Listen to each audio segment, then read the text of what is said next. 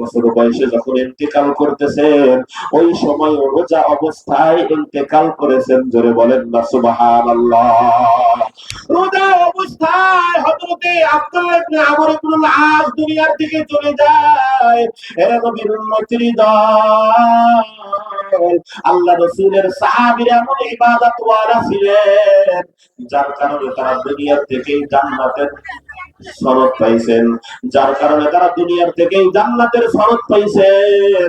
আমরাও যদি নবীর সাহাবীদেরকে আদর্শ বানাইয়া, আমরাও যদি নবীর সাহাবীদেরকে আদর্শ বানাইয়া, আমরা যদি বড় বড় ইমামদেরকে আদর্শ বানাইয়া আমরা যদি সামনের দিকে অগ্রসর হইতে পারি, ইবাদত যদি আমরা আমাদের জীবনে ফিট করতে পারি, তাহলে এই জমিনে থাইকা এই সময়ও আইসা বান্দার জন্য জান্নাত কামাই করা সহজ।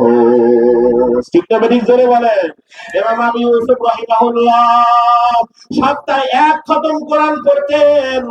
এ নবীর উম্মত, ইমাম আবু ইউসুফ একজন বিচারপতি ছিলেন।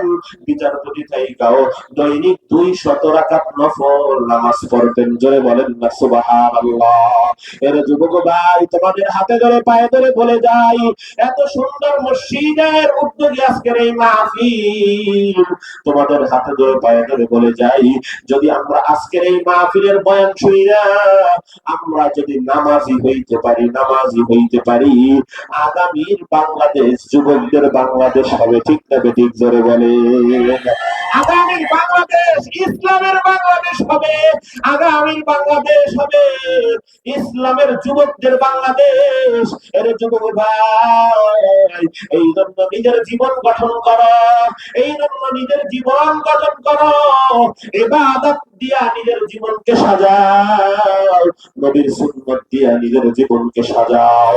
যদি নবীর সুন্নাত দিয়া ইবাদত দিয়া নিজের জীবনকে সাজাইতে পারো, আল্লাহর নবী বলেন, কাল হাসরের ময়দানে আমি নবীর হাতে হাউজে কাউসারের পানি পান করাইয়া আমি তোমাকে জান্নাতে পৌঁছায়া দিব। জোরে বলেন।